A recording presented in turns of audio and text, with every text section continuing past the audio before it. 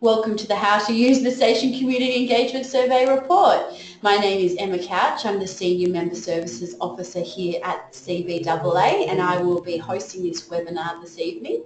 We have McNair on hand to help us understand the Station Community Engagement report better, and also Holly from the CBAA, who will be walking us through the process if you are someone who wants to learn more about this fantastic research option and hasn't participated in it yet. But first off, I want to show you a photo of my face because I do believe that it is a bit hard to always imagine who is on the other end of those emails. So hello, Emma Couch here.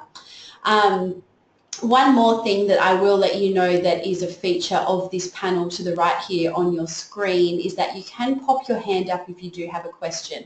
Now I'm just trying to find where that button is. It's a bit difficult, and I believe it's in that little separate panel on the left-hand side, the skinny panel. It is attached, so there's a hand button there that you can notify me if you have a question, but also pop it down in the chat box. So without further ado, I am going to introduce our presenters for this evening, presented by Matt and Christian from McNair Ingenuity Research, and Holly from the CBAA, my fantastic colleague. Now, before I hand over the reins to Holly to explore this fantastic survey, I'm going to throw one more poll at you all. For those who have just joined us, I did ask the attendees of tonight's webinar to let me know how their day was. Some people feel like it's quite complicated, and I opened up the option to chat through their feelings in the chat box as part of this webinar.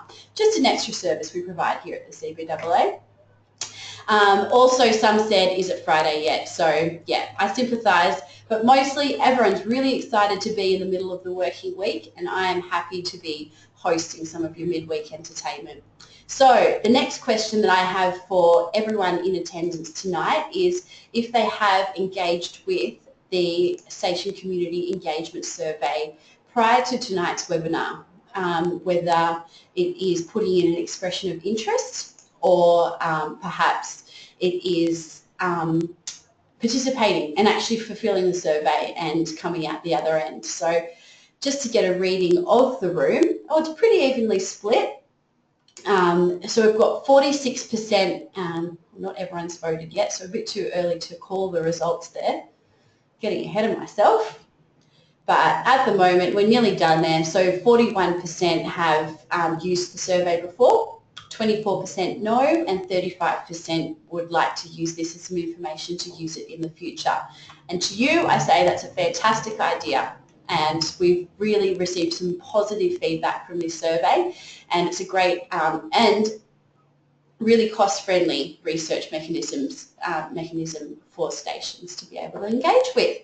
So thanks for participating in that. I just have one more poll before I hand over to Holly to get some more information on you, and I'd just like to know from each of the attendees in tonight's webinar where the station's based. Now, I know these are broad categories. Some people don't fit directly into these, but just the ones that best describes your station. Are you in a metropolitan or city area, sub-metro, a bit further out of the city? If you're regional or rural. And I have, oh no, that's fine. So if Holly's just letting me know that the poll's on the wrong page. So it has,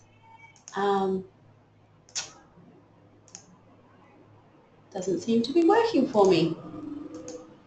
Okay, so what we might do is if I could get everybody to, down in the chat box, let me know which region their station sits in, whether it's metropolitan, sub-metro, regional or rural, just in the chat box below, below the bulk of that details there in that platform. So we've got, I might get Healy, who is also from the CMTO and also helping us out tonight to compile those results and give me a sense of which categories they fit into. So thank you.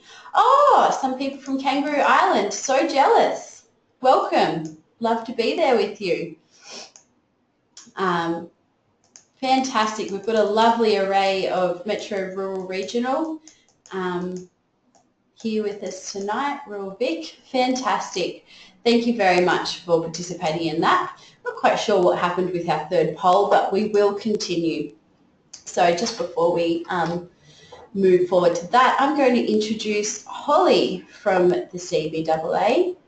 Give me a moment before I just have to open up her mic for us. Hello. Hello, Holly. You there? I'm there. You're there. Thank you. Welcome to this evening's webinar. Now, we thought it important to introduce Holly to you all, as she will be helping administer the survey and providing a lot of support for everybody who wishes to participate in it, and she does a fantastic job of it. So Holly, did you just want to kick start by running us through the ins and outs of the survey?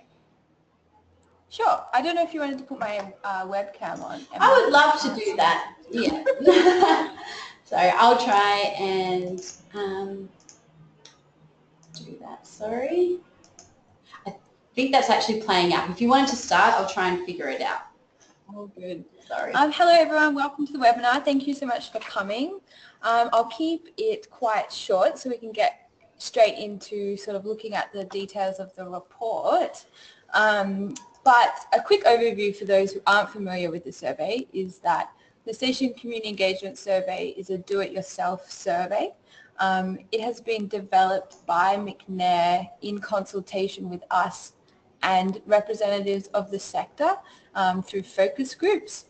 And what we've wanted to do with developing the survey is make a really affordable, accessible survey that anyone can use, be it regional, rural, remote, small station, big station, in order for you to really understand who is listening to your station. So it's really looking at this who aspect. And I know McNair will get into that a little bit further, but I guess I just wanted to highlight to you the different roles here in terms of if you do want to do the survey, how that would work. So as I said, McNair has established the questions. They also will do the analysis for you. So if you do the survey, you get a great report sent to you, which we'll have a look at today. And you also get all the feedback that people write in the survey in a big spreadsheet, so you can look at everything that everyone says. And what we do here at the CBAA, Emma and myself, is we help manage sort of that relationship between you and McNair. So as I said, it's a do-it-yourself survey. We provide you with the hyperlink, the questionnaire, but we also provide you with a full user guide so you can understand how to promote that survey to your audience. You have 4 weeks to do that. And through that 4 weeks, we provide you with any support you may need in order to reach your community of interest and get as many responses as you possibly can to that survey. Because the more you get, the better your results, and the more you can understand your listener, as you'd imagine. So that's a little bit about how it works. We here at CBAA, we work to roll out each round to get people hopefully excited about it, on board, so on and so forth. So, was there anything else, Emma, that you would like to? I think that pretty much sums it up. Just really wanted to sort of give attendees an understanding of our role in the survey situation, and Holly is going to be the fantastic point of contact for everybody participating here tonight. So just know that if you have any questions, she'll be able to help you out. But thank you very much for that, Holly. Sorry I didn't get your webcam going, but there is a lovely picture of Holly on our website. So you'll be able Please don't look. check it out then. I'll just close off your mic, Holly. Thanks very much for that. So before we move on, I just wanted to let everybody know a bit of a run sheet for this evening. We will have a Q&A with McNair, and they'll be hopefully canvassing a lot of the queries that you may have already about the survey. But if there's some that aren't covered in this evening's webinar, in that section of the webinar, we will have a Q&A at the end. So please, I encourage you to pop your questions in the chat box at the bottom. We will collate them and roll through them, whether they're to us or McNair at the end.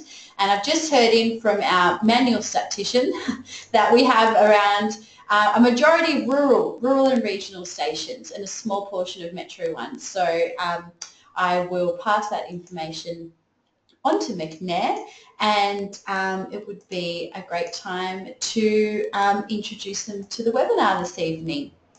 So let me just try and open up their microphones.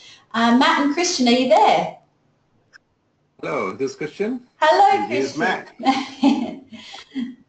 Hello, thank you. I'm just going to share the screen with you so we can see your webcam and also your presentation. So if you just click the accept button that hopefully has just come up for you. Yeah, beautiful. Yeah.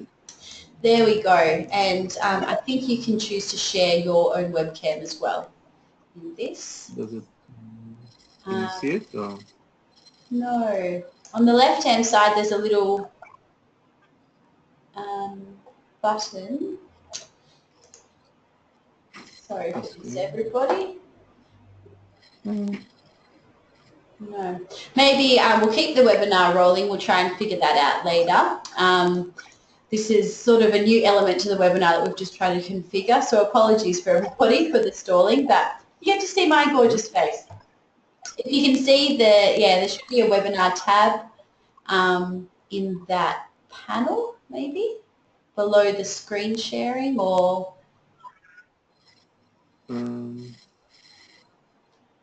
screen no. no. Sorry, Okay, that's all right. Yeah. Asked to share, but it doesn't let you do it. Okay, no worries. We'll see if we can figure it out. But thank you very much for joining us this evening. Christian and Matt have had many years combined experience with community radio and obviously research. It goes without saying. And we'll be posing them some questions this evening that they will answer for us, and in doing so run through the report that stations who did participate in the last round of the survey will be familiar with. This report, I must note, is an aggregate of it's not specific to any station. But it will be similar to the ones that you will receive at the conclusion of your survey should you participate in the future, and it gives you a good idea of what you can expect to see. So I'll just kickstart this section of the webinar with you, Matt. Thank you very much for joining us, first off. Hi, everyone. Hi. And I just wanted to pose to you the question first, what is the power of research for any kind of station's operations? Well, the Station Community Engagement Survey is an ideal and incredibly economical tool for getting to know your own audience. So I'm glad to hear tonight that we have a significant proportion of regional ideal for those stations where the emphasis is not so much on the competitive sponsorship market, but more on understanding what the community need, how they're listening, and by that we mean the devices and the times and so forth, but most particularly what part of their information needs and engagement with their local community is coming through the community station in their town. Yeah, and I think that leads straight into the next question I have, and some people in the audience tonight may have a knowledge that we do also offer the National Listener Survey, which is a different survey, and if you wouldn't mind just exploring the distinctions between the two, Matt. Mm-hmm. The National Listener Survey is a population-based, large-scale audience measurement, and its role is to provide stations that are in competitive markets information that will help them in a range of ways, but most particularly in talking to sponsors or advertising about the profile of the audience, reach and the size of that audience, and how to use it. Conversely, the Station Community Engagement Survey is about stations' knowledge, or it's really centered on enhancing stations' knowledge of your listeners for internal use. So that is use with the board of the station, use for programming and choosing what content to have, and getting to know the specific needs and format requirements and so forth. So the difference is really about kind of an external looking framework for the National Listener Survey and an inwardly self-examining framework for the Station and Community Engagement Survey. And it's important to note here that those who do take up and are eligible for the National Listener Survey are available to access this free as part of that take-up of the National Listener Survey. So just looking at, if you're a station who wants to undertake this survey and they're looking at making some key changes to their programming, or have just made that, what is the frequency that they should undertake another survey? At what frequency should they undertake the survey? There's no single answer to that. It depends on the requirements of a station.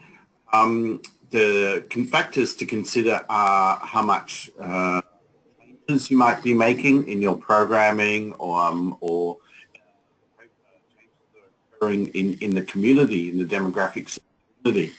The more changes there are, the more frequent those changes are, the more you might want to have a look at these surveys. So, for example, if you change the programming format, you might want to have a community engagement survey conducted before the change and then after the change to make that comparison. But if there are no specific changes happening, then you probably just want to use the survey to stay in touch with your audience requirements, and perhaps once a year or so would be sufficient for that. But bear in mind that even if you do make changes, rushing into conducting a survey to see what the impact of those changes are is not always essential. It's amazing how slowly listeners engage with and sort of allow changes in formatting and characters and program names and even station call signs to sink in. So change does happen gently amongst the audience. Yeah, and I think that's what we've found with the cohort that has gone through this survey process and their feedback. And I just want to ask also how stations are best able to track these results once they have undertaken multiple surveys. What opportunities lie in that? There are opportunities and also a few cautions. So a station will receive a PowerPoint presentation time they participate. So if they participate at 2 different times, perhaps twice in the same year or once one year and once the following year, the survey questions stay consistent and they can compare those. We can provide guidelines as to what sorts of changes in results should be considered, because obviously there will be some small statistical variations from survey to survey, particularly in what we would call self-sampled or self-managed surveys, which don't have a strict sampling structure. So small changes in the mix of people who participate could cause changes in the results that could be distracting. But we're here to help with that, so stations can, through the CBAA, come to us for guidance on that. And in our reports, we're increasingly providing guidance built into the reports to help identify statistically significant changes from one survey to another. Yeah, definitely. And that support is vital and greatly appreciated, and has been by the previous groups of participants who have gone through this. Finally, Matt, are there any key trends in our sector that we experience that you can comment on? There are enormous changes in every aspect of media consumption, and radio is absolutely no exception, and community radio is no exception whatsoever. Even today, we're seeing in one day dramatic changes in the media landscape of Australia. So they can come in kind of two groupings, really. On the side, we've described those as direct ones. So those are changes that are happening in how you may be distributing your broadcast, whether that's simply over the airwaves in your community or providing a stream from the website of your station, or the opportunity to listen again from the website of your station. So they're quite specific changes that you're enabling, and if you change programming and so on, obviously those will occur. And probably one of the quite dramatic changes that we're seeing in young people's consumption of radio is their propensity to listen in what might call time-shifted listening, that is, listening again or listening as a podcast. The sizes of those audiences globally are absolutely dramatic, and nobody should underestimate the growth in podcasts or listening to radio, time-shifted, if you like, which is effectively listening to podcasts. But then there'll be indirect changes. So those are ones which you as a station may not specifically have enabled, but simply the changing demographics in your area will be causing. So as people age and people with different radio listening experiences change, or new people move into the area, or there's a development in your area, which means that there's a generation of people coming into the town, they're going to bring trends with them as well, and they need to be tracked. So even if you don't specifically make changes or don't anticipate technical changes, time alone changes how media is consumed. Definitely. And I think this lends itself to an important virtue of the survey, in that for stations, they can use this information to support their ACMA license renewals. And if you do have those shifts and in your community, and it's different to when you originally applied for your license or did your last license renewal, having that information to hand is really important to show how you're meeting the needs of those new community members and how you're responding to them, and having those two-way conversations, which is what this research is about, and what we really encourage you to do here at the CPAA is make sure it is a two-way conversation, in that you do get the feedback from them, but you are utilising it, presenting it back to them.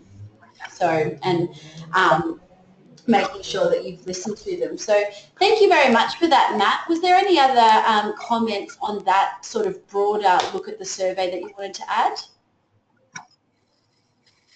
Christian's shaking his head. No, I don't think there's anything extra on that. On that area. Now, we did, I think that we did confirm this earlier, but am I right in saying that we're going to have a look at one of the reports now, or should we go through the sort of next few questions before we go through Yeah, I think going to the next questions, and we'll just work them sort of in it. I tried. Beautiful. No worries at all. No worries at all. I encourage everyone to pop their questions down in the chat box. We have had a few comments that the mics have been dropping in and out. So I'm not quite sure if Christian and Matt, you can get a bit closer to your mic there, but I might just let you know that if that happens in the next section of this webinar. I will just direct our attention to one question that Laurie has put in the chat box here, and that's, how do you suggest we give the results back as feedback to the listeners? A question for either of you. So an important thing is to bear in mind that the community engagement surveys are fundamentally for internal use. At this stage, matter for the team at the CBAA, at this stage, it wanted to provide very specific quantitative information outside of your own station that might involve the National Listener Survey.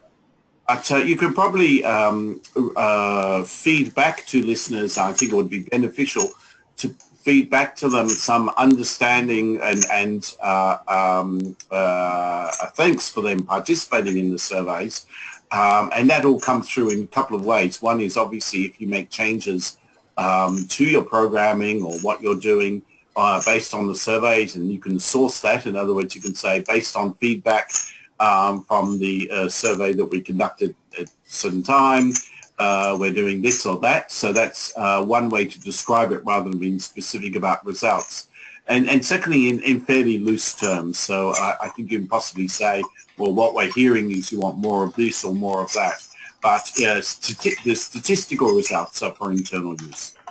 Yeah, sure. I've just got Holly here wanting to add a comment to that, so I'll just open up her mic. Sorry, it's not a completely straightforward process. Holly, there you are. Thanks, Emma. Yeah, I think sort of what Emma was saying with that comment was about making sure that for the ACMA licensing in particular, that the survey is about listening to your listeners and incorporating that feedback then into your programming and your planning. So it's about that two-way street, not necessarily, as Matt's saying, giving that feedback directly to your listeners, but using that feedback and making those changes with it. And you can then say it in that sort of ad hoc way, like Matt suggested, well, oh yeah, we listened to your survey and now we are doing X, Y, and Z in our programming or whatever it may be, but just making sure that two-way street is, working and efficient, and you're taking the results on board at a station level. Yeah, definitely. Thanks, Holly. I've got one more question here before we throw to you, Christian, and it's from Mike, and he asks, a member has interpreted our 240 responses to equate to the total listeners, which is something we get a bit. How do you extrapolate listener numbers from the survey? Which is not really possible, but I'll leave that to you to explain. It's a good question, and the simple answer is you can't. Yeah, unfortunately. Because the survey it's a do-it-yourself, so you are in charge of getting people to respond and getting their feedback. So there's no scientific rigor behind sampling methods or anything like that. So that's the National Listener Service job, to find the listeners to the stations and then extrapolating them to the population for whichever region we are talking about. And that's more of a complex sort of. Oh, sorry. Yeah.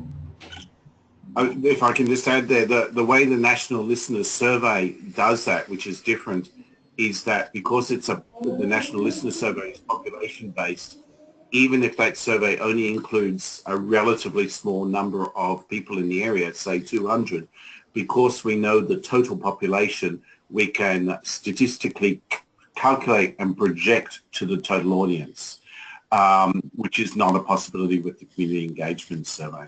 Yeah, and that's something that we can talk through with participants, because it is something that comes up a bit, and there are some distinct reasons why it is the way it is.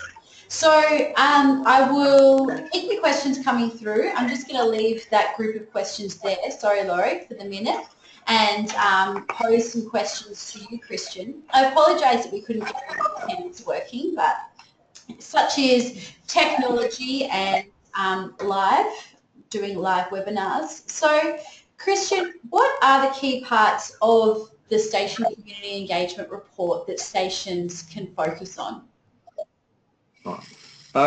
So firstly, each community station would have different needs while they're doing the survey. So the focus obviously is quite specific to the station. But in general, it's the time and the location of where people listen, what what the community wants and needs, and the relationship that the station has with their audience, etc. So in the next slide, it's basically showing, so what we try to design is a survey to measure as much as possible in a short survey as we can. So basically the report will then provide you like a quick summary, a profile of who your station, who your listeners are. So listening frequency, when, how long they listen, where they listen, and how they listen. That we have stuff about programming, what's your favorite music style. Then we have open response questions for who's your favorite presenter, what's your favorite show. So this goes back to stations who want to understand more about the programming. And then a big part of the survey is about the community needs. So what does the audience want? Is the station fulfilling those needs? And why are they listening? So the reasons for listening, and statements in general about how they feel towards the station, so that's those.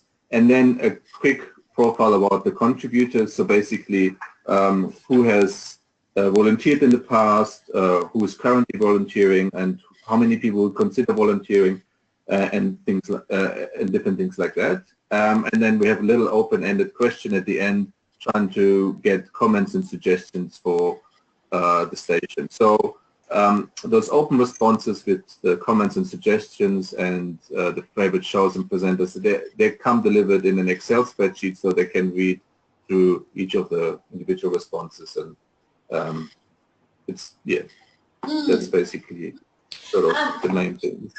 I'm just going to actually turn off my webcam, and in the hope that that will improve the connection, because we are experiencing a little bit of cut out. So, okay, great. So what is a feature in this report, as those who have undertaken it will have witnessed, is that there's a Net Promoter Score in there, and then sometimes there's a bit of confusion about the purpose of a Net Promoter Score and the value in it. So can you walk us through that, Christian?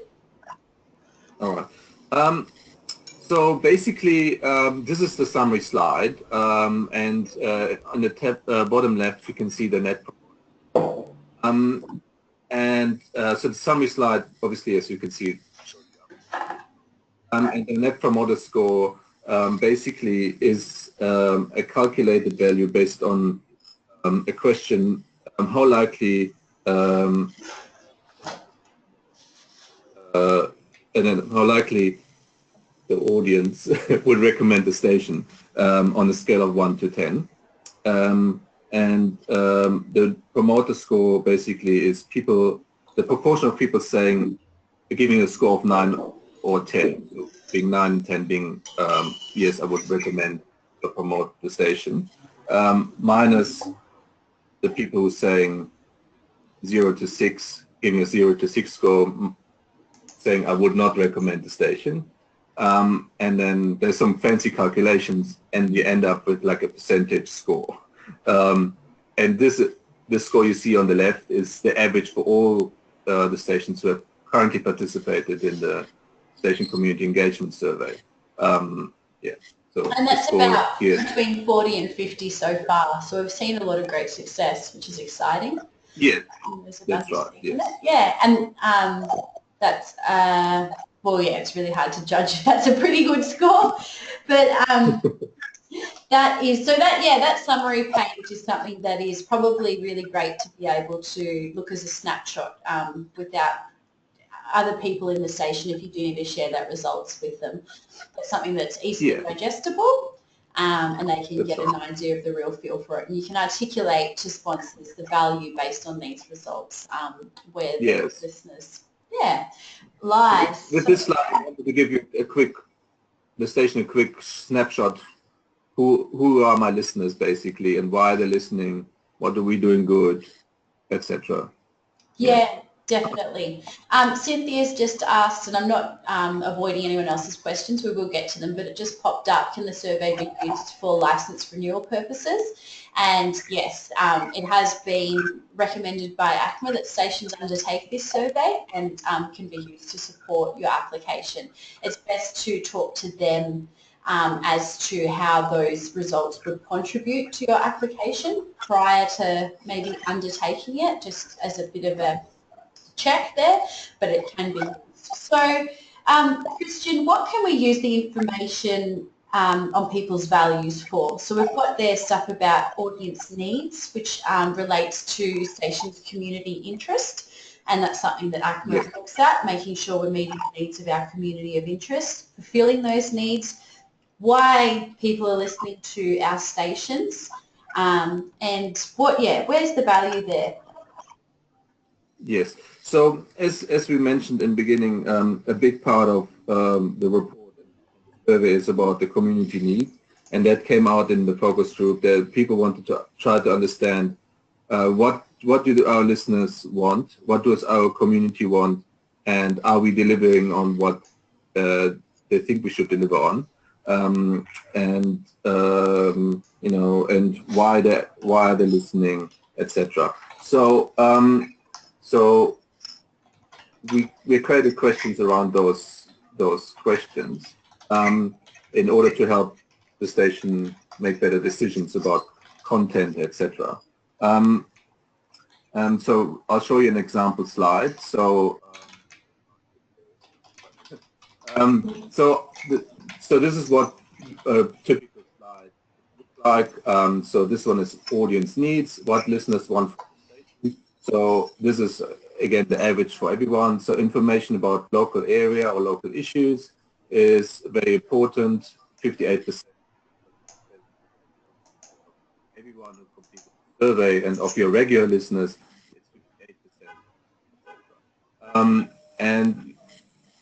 And then it really depends. Different stations have different things. So I noticed a little thing about ethnic station, a question here, and we asked, is ethical or religious guidance something important for your listeners? That would come up if you're an ethnic station or a religious-based station. If you're more an indigenous station, obviously you would think the indigenous content would be strongly favored by your listeners.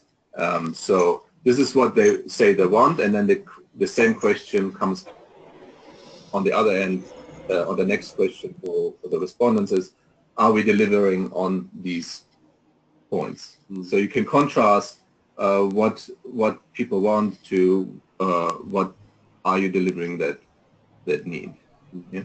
One thing in considering something like an ACMA license renewal is, in many ways, it's not the score amongst your listeners or occasional listeners that is as important to the ACMA as the fact that you're simply looking at this. So if one is doing a license renewal and you're filling in one of the boxes in that documentation, it's probably more as beneficial to say we participated in the community engagement survey and we ran an internal workshop amongst our presenters and taken on things.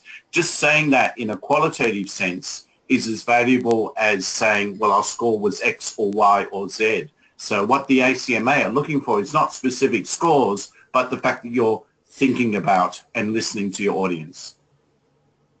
Yeah, definitely, and responding to those identified needs, not just that you have responded to them. So a couple of the not key things, but a couple of points that previous participants have raised.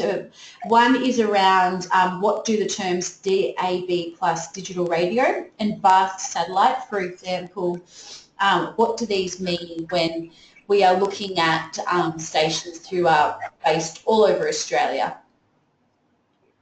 With the survey obviously is designed, was designed to fit the needs of, let's say, everyone, which is hard to design. And so the metros obviously have a new radio format, digital radio, listening, DAB plus, broadcast. So we had to add an option for people saying, I listen to this method. And the same thing for people in remote, mostly indigenous stations and remote remote MT and stuff. They can only access some radio stations through the VAST satellite service. So yeah, so VAST, if you're not familiar with VAST, then it's not available, or you almost certainly don't have many people using it. If there are any stations who are listening who are in remote communities that use VAST receivers, you'll know that people in your community don't receive much broadcast radio and no broadcast television. You have a VAST satellite receiver on your household and your radio comes through that. So if the term VAST is not familiar with it to you, you can pretty much ignore it. Those who to whom it is familiar will be very familiar with it, because it's pretty much the only way to receive broadcast media in certain areas of Australia. Sure, fantastic. So next question I have for you is, why is it important to know what devices people are using and where they are listening in this report? So basically, because of the changing media landscape, and a lot of people, especially the CBAA, is trying to understand, and licensing costs money, etc. The CBAA is trying to understand how much people consume via the traditional analogs means, and how many people access things via streaming or podcasts or streaming on demand, etc. And in future, that will be much more important. And different part of the audience might consume in different ways, and access, your audience stream, your broadcast in different ways. So basically, what we've done is we put a question out there, trying to contrast where people listen. So the top row, at home, at work, in the car, public transport, while at work, exercising somewhere else, and the available means of the broadcast. So you can see that AM/FM signal is still quite a predominantly used medium, especially at the moment. But live radio streaming is quite at home is the second most used form of accessing your radio broadcast. So to understand this, it might not be important, for everyone, but certain stations, for this is quite important to understand how people listening to them. Well, even amongst those stations that have participated in the community engagement survey in the most recent wave, we're still seeing up to a third of those people are listening through some stream device, and in most cases that's through a mobile phone, while doing something that means that they can't access broadcast radio. Below that, we see some very interesting, quite low figures for time-shifted consumption or on-demand listening, ranging up to only 10% for the participants in the most current wave of the community engagement survey. But anyone could very reasonably expect a significant change in those numbers in the near future, because across Australia, across all broadcast media, the proportion of time-shifted media consumption for broadcast media, and there I mean television, radio combined, is nearly half the audience. So we'll see some dramatic changes in those numbers in the next year or two. We're just actually experiencing a little bit of quite a bit of dropout now, so I might pose our last question, because I don't think it is going to be resolved. It might just be the connection between us and you guys. I will encourage anyone to pose their questions in the chat box while I'm just asking this last question of Christian. So if you have anything further, but if there's something that hasn't been answered tonight, please give us a call at the CBAA tomorrow. We'd be more than happy to walk you through any aspect that is a bit unclear to you or sign you up. Indeed, Holly will pop the registration link down in the chat box for you too. So I think this question may be also relating back to, without going through the report, Christian, a bit difficult to answer, but we do look at some parts where it's broader than the actual radio station being surveyed. Is that still in the report? We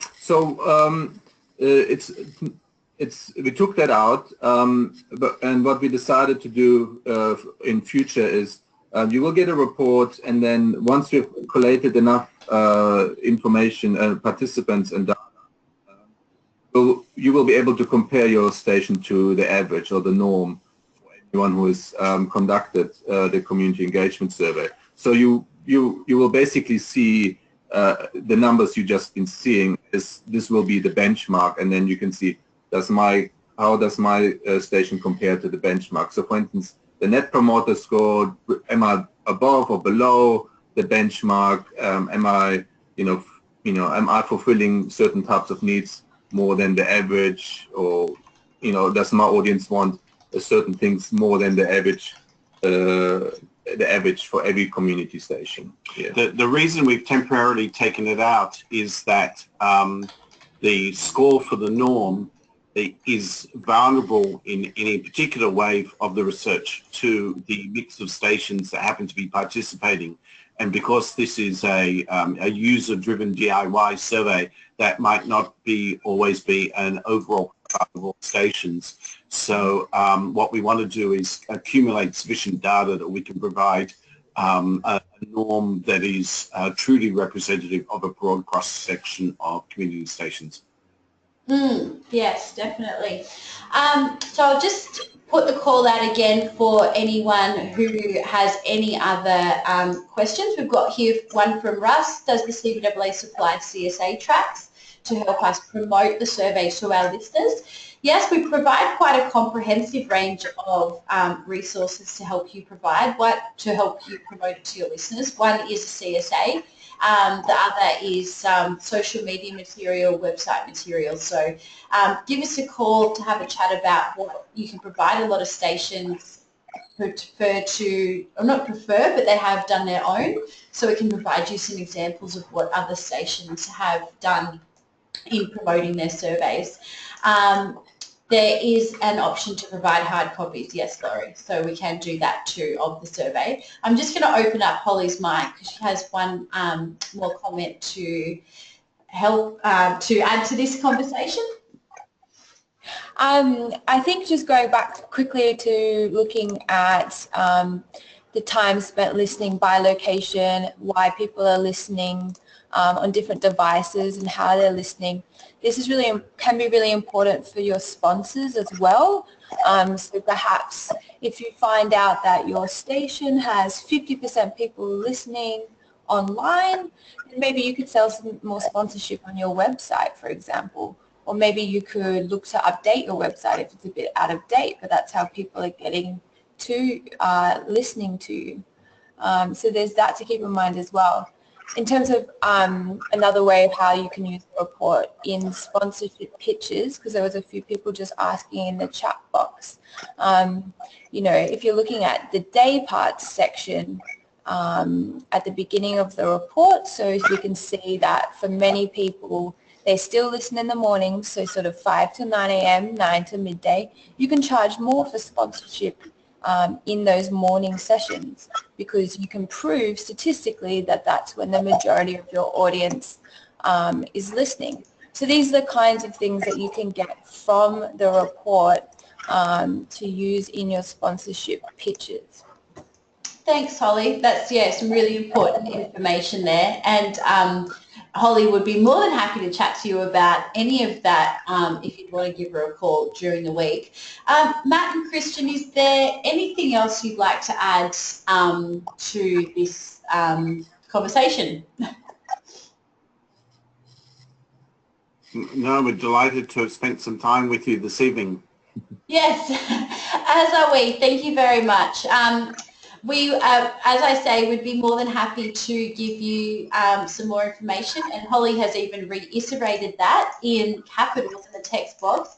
I actually will be finishing up with the CBAA at the end of the month, so Holly's got her email address out there, and she'll be able to be the first point of contact for the Station Community Engagement Survey. And I thank you very much, Matt and Christian, for taking the time out to participate in this and sharing your knowledge with our members.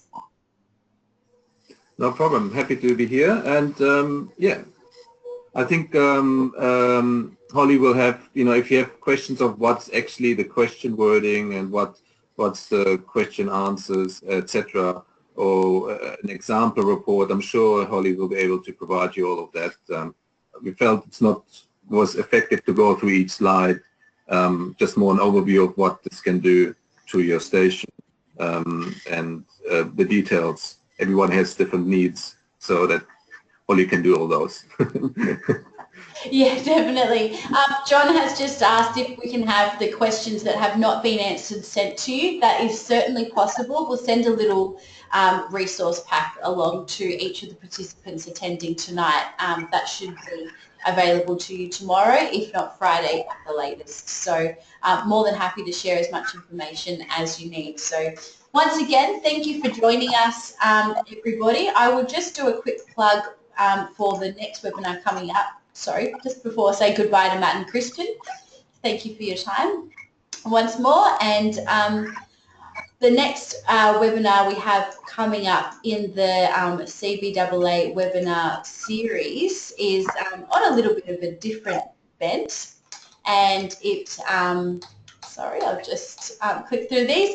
And it's on how to manage your community radio station's music library, which is a task that is sometimes a bit unmanageable for a lot of people who are maybe a bit resource poor, but we have some tips and tricks to help you achieve that from the lovely people at AMRAP, a project of the CBAA. So please make sure you register for that. 28th of June, you'll be receiving an email when you receive that information about this webinar with a wrap-up and a recording of this video.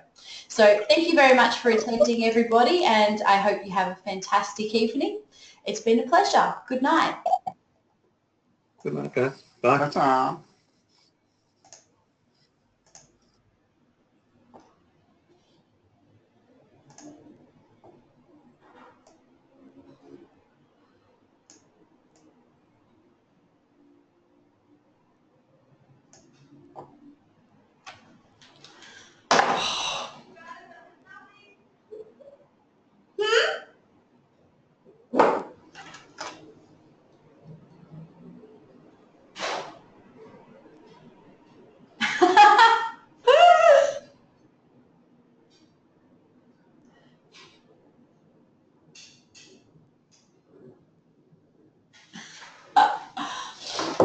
How funny.